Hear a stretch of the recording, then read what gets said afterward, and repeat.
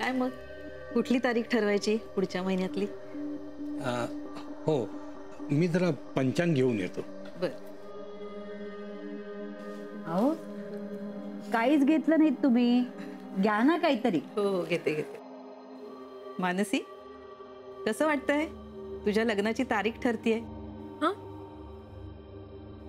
काही अर्जंट काम अडलंय का तुझं? नाही, मी सलीलाच ॲक्च्युली फोन करत होते. मी सकाळपासून फोन लावते, तो उचलत नाहीये आणि परत कॉल बॅकही नाही करत आहे. अरे असं कसं? सकाळी तर माझ्या समोरच होता. काहीतरी काम करत होता म्हणून नसेल जमलं. हो, तसं असेल कदाचित. ये बरं, तू आधी आमच्यात बस. मग कुठे करायचं लग्न? बँगलोरला करू. म्हणजे साखरपुडा आपण इथे केला ना, तिथे आम्हाला लग्न अगदी थाटामाटात करायचंय. येण्या जाण्याच्या खर्चाचा अंदाज आपण आधीच काढू शकतो. विमानाचं काय भाडं आहे ते आपण बघू. मी एक बोलू का? अगं बोल ना, तुझंच लग्न ठरतंय. अगदी निसंकोचपणे बोल. काकी, आपण लग्नाचा खर्च अर्धा अर्धा करूया, चालेल का तसं? किंवा ज्यांची जितकी माणसं आहे त्याप्रमाणे केला तर चालेल का? चालेल ना, आम्हाला काहीच प्रॉब्लेम नाहीये. उलट आम्ही खर्च करायला तयार आहोत. मग तसं करू ना आजी? अगं त्यांना जसं वाटेल तसं करूया. मोनिका नाहीये का घरात? नाही, ती नोकरीच्या धावपळीत आहे, त्यासाठीच जरा बाहेर गेली. अरे वा, चांगलंय. आपला आपला प्रश्न सोडवण्यासाठी प्रयत्न करतेय, खरंच चांगली गोष्ट आहे. आजच्या जगात दुसऱ्यावर अवलंबून राहून नाही चालत ना. म्हणजे प्रत्येकालाच टेन्शन्स असतात. आजोबा, चला ना आपण चांगल्या मुहूर्ताची तारीख बघूया. हो.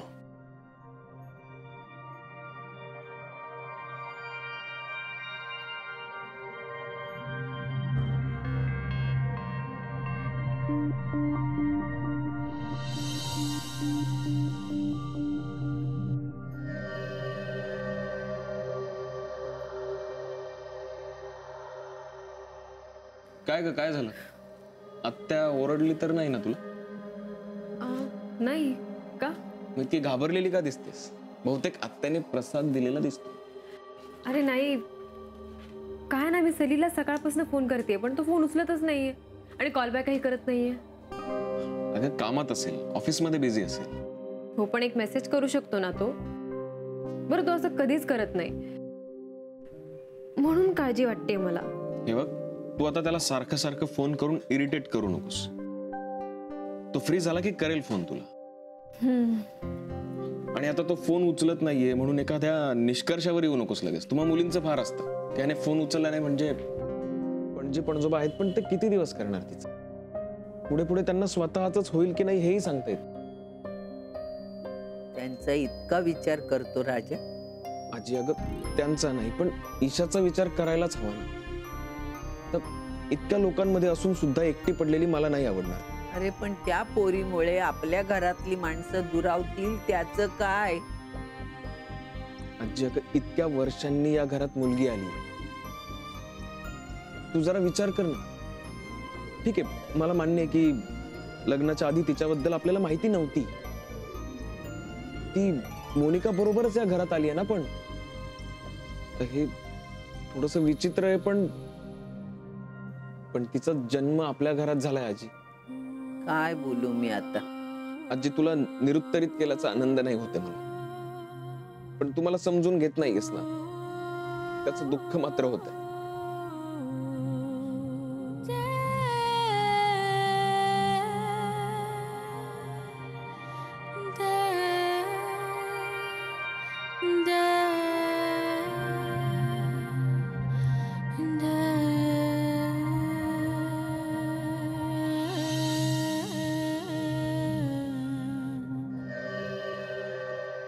निघालास? हो, कधी येणार आहे ते कळवीन तुला. मानसीला भेटणार असशील ना? माहित नाही. सलील थांब. काय झालंय नक्की तुझं आणि मानसीचं? नाही, काही नाही. मला नको सांगूस काही नाही म्हणून. आई आहे मी तुझी. काही झालं असेल ना तर ते मला लगेच कळतं. काही झालं असं नाहीये, फक्त प्रायोरिटीचा थोडासा इश्यू आहे. होतं रे असं. काही काही रिलेशन्स रुळायला वेळ लागतो. तू चक्क तिची बाजू घेतीयस. हे बघ सलील, एंगेजमेंट झाली आहे तुमची आणि आपण सगळ्यांना सांगून बसलो. तुला सांगते, नव्या रिलेशनमध्ये ॲडजस्टमेंट करावीच लागते लग्न टिकवण्यासाठी. त्याशिवाय गत्यंतरच नसतं.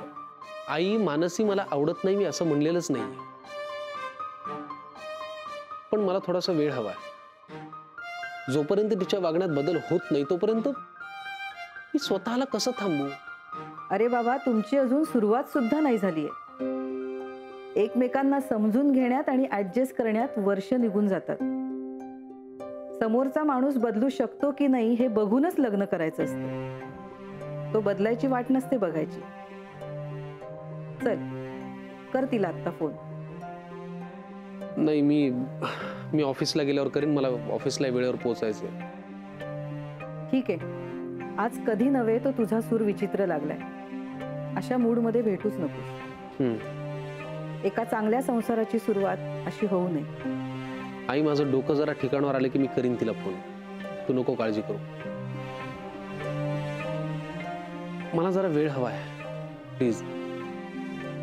हो सर, ऑफकोर्स.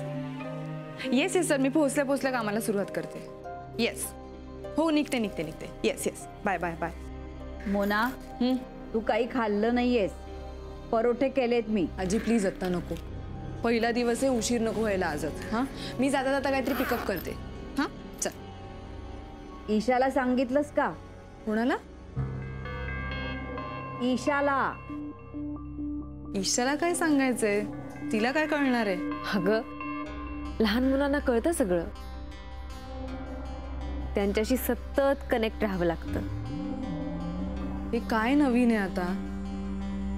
अगं, नवीन काय त्यात? तुझी मुलगी आहे ना ती. तिला कळायला नको आई कुठे जातीये. दिवसभर नसणारे ते. असं परक्यासारखी वागू नकोस ग. Okay fine. ईशा, मी कामाला चाललीये.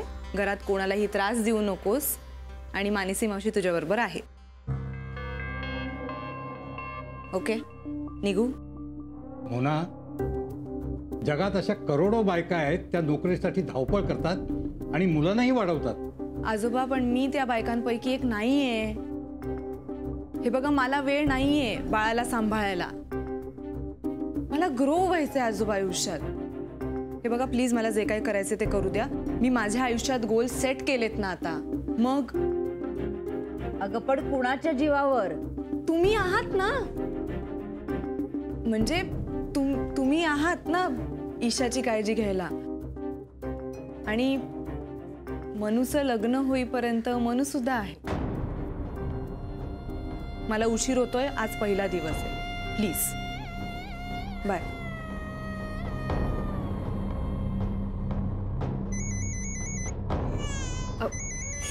काय झालं लाला? नाही, आई भूर गेली. ओ शांत पिल्लू. मला तुला रोज भेटावं वाटतं, पण भेटायचं म्हटलं की आज काहीतरी ईशाचा प्रॉब्लेम आहे, उद्या विक्रांतचा प्रॉब्लेम आहे, हॉस्पिटलचं काहीतरी कारण आहे. मला हे समजून घेता येत नाही. आता मला याचा त्रास व्हायला लागला. मोहन काका, गीता काकी, आर्यन आणि अथर्व त्यांच्या रूम मध्ये नाहीये. म्हणजे मोहन आपल्या कुटुंबासहित घर सोडून गेलाय.